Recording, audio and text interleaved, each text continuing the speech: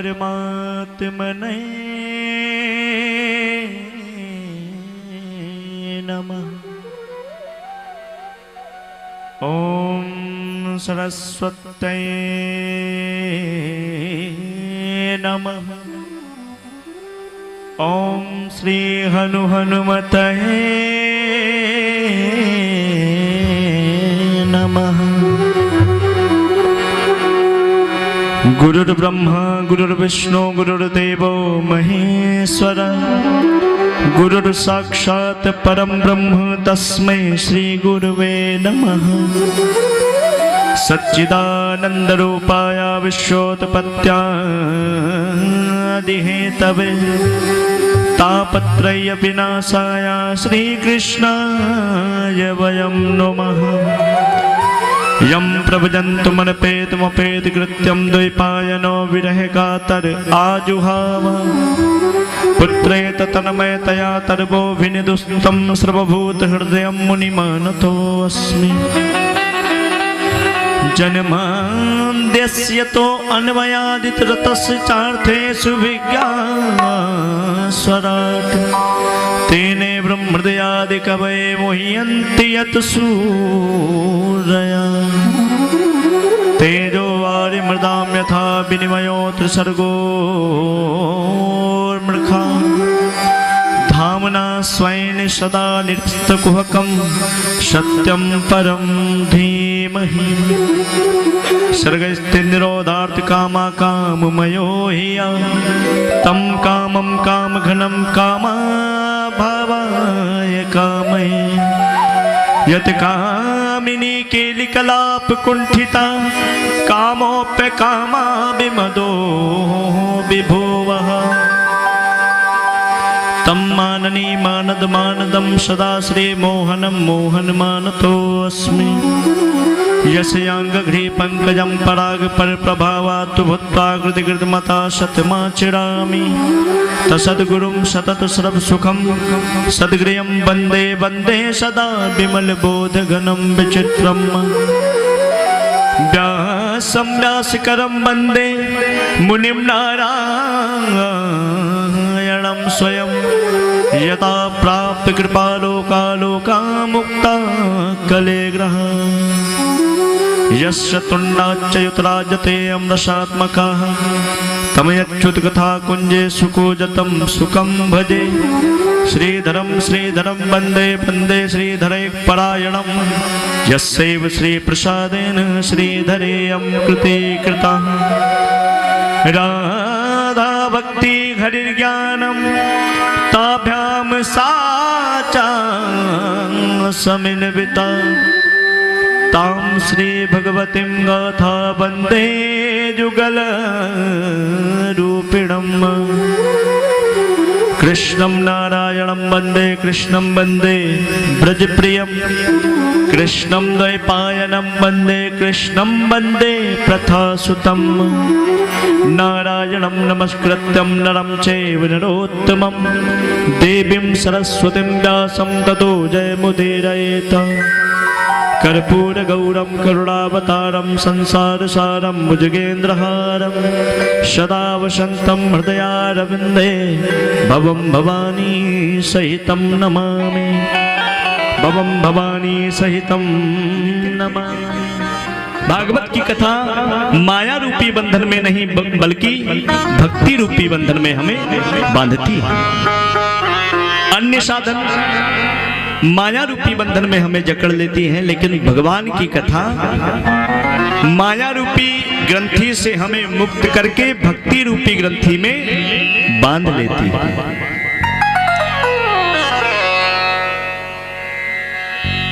लोग कहते हैं मेरा मन कथा में नहीं लगता महाराज, मेरा मन पूजा में नहीं लगता, पाठ में नहीं लगता, भगवान के संकीर्तन में नहीं लगता, भजन में नहीं लगता, सत्संग में नहीं लगता। तो गोस्वामी तुलसीदास जी महाराज कहते हैं जाने बिनु ना होए प्रतीति, बिनु प्रतीति होए नहीं प्रीति।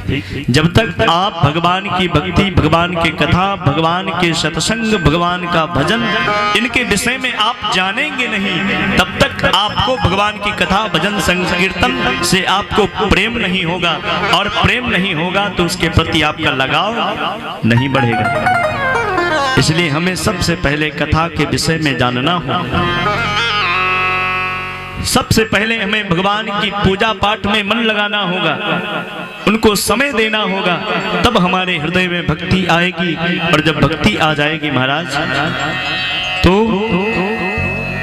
जब भक्ति भगवान के हृदय में विराजित हो जाएगी, तब आपका मन सदैव भगवान के श्री चरणों में ही लगा रहेगा। जाने बिनु न होए प्रतीति, बिनु प्रतीत होए नहीं प्रीति।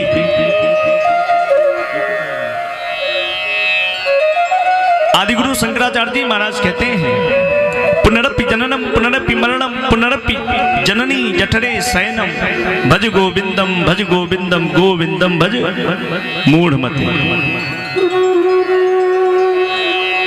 व्यक्ति का बार बार जन्म होता है, जीव का बार बार जन्म होता है। पुनरपि जननम पुनरपि मरणम, बार बार जन्म होता है और बार बार मृत्यु को प्राप्त होता है। पुनरपि जननी जठरे शयनम, अपनी माँ के गर्भ में आकर के माँ को भी कष्ट देता है। अंत में लिखा है, भज गोविंदम गोविंदम भज मूढ़मते। इस बार बार आवागमन के चक्कर से मुक्त होकर के, अरे मूर्ख, गोविंद नाम का संकीर्तन कर, गोविंद नाम को अपने जिह्वा से उच्चारण कर, भगवान कृपा कर देंगे और बार बार के आवागमन के चक्कर से व्यक्ति मुक्त हो जाएगा। देखिए, श्रीमद् भागवत कथा में 3 नदियों का अद्भुत संगम है। यमुना, गंगा यमुना और सरस्वती। कैसे? माता यमुना के पावन पवित्र तट पर भगवान की मंगलमयी लीला हुई। भगवान श्री कृष्ण और उनकी प्रियतमा श्री राधिका रानी सरकार ने यमुना जी के पावन पवित्र तट पर भगवान की मंगलमयी उन्होंने लीला की। माता सरस्वती के पावन तट पर श्री वेदव्यास जी महाराज ने श्रीमद् भागवत महापुराण की रचना की। ध्यान देना, गंगा जी के किनारे श्री सुखदेव जी महाराज बैठ करके राजा परीक्षित को भगवान की मंगलमय कथा सुनाते हैं। गंगा जी के किनारे श्री सुखदेव जी महाराज ने राजा परीक्षित को कथा सुनाई। यमुना जी के किनारे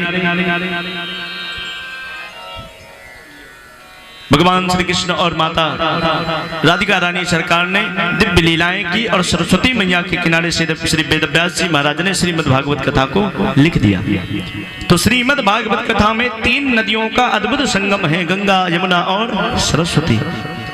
श्रीमद् भागवत कथा के श्रवण मात्र से ही कौवा, कोयल, बगुला, हंस बन जाता है। ध्यान देना, कथा को सुनने से कौवा, कोयल और बगुला हंस बन जाता है। कैसे? देखो, कौवा और कोयल का रंग एक तरह है, दोनों काले हैं। अंतर क्या है? दोनों की वाणी में अंतर है।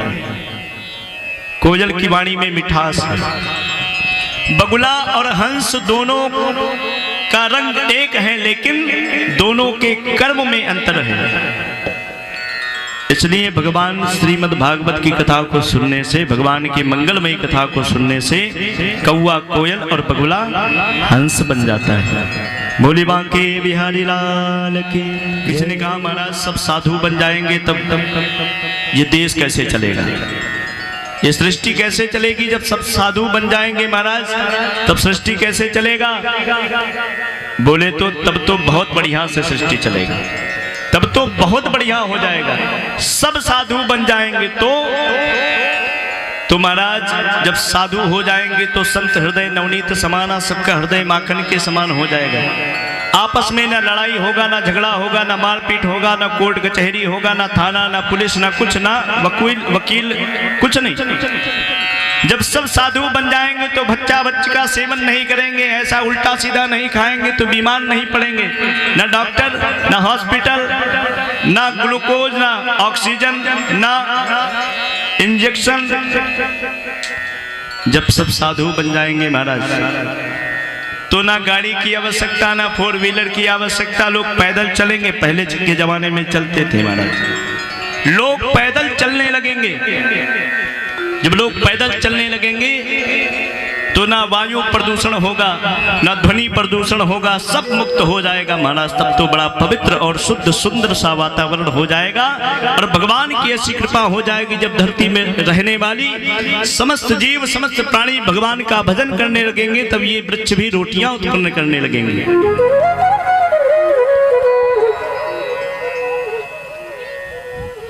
और महाराज लेकिन आजकल तो जिसके पास धन है वही धन्य है। क्यों? आजकल जिसके पास धन है वही धन्य है। महाराज मान के चलो, कांग्रेस परिवार को देखो, बड़े बड़े नेताओं को देखो, बड़े बड़े वक्ताओं को देखो, धन है तो धन्य है महाराज। धन है तो लोगों की भीड़ इकट्ठा हो जाती है। भाई साहब आप कुछ माइक में बोलिए, उनको स्त्रीलिंग पुल्लिंग का ज्ञान नहीं है, माइक लेकर के खड़े हो जाएंगे। गाय जाता है, भैंस चरता है, घोड़ा दौड़ता है, ऐसा बोलेंगे महाराज कि जो है, लेकिन लोग बड़े भाव से सुनेंगे। क्यों? क्योंकि उनके पास धन है तो धन्य है। लेकिन जिसके पास भक्ति रूपी धन है, जिसके पास राम नाम रूपी धन है, वही धनवान कहलाता है। संपत्ति बहुजोर बटोर धरी, तिनको कहिए ना धनी ना धनी है। जिसके पास बहुत सारा धन हो, उसका धन धर्म के कार्य में ना लगे, वो धनवान नहीं कहलाता है।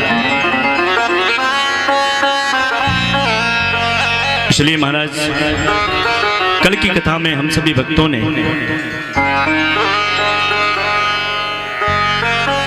ध्रुव जी के पावन चरित्र को सुन करके अपने मानव जीवन को हम सभी ने धन्य किया। आइए आगे की कथा जन भरत की पावन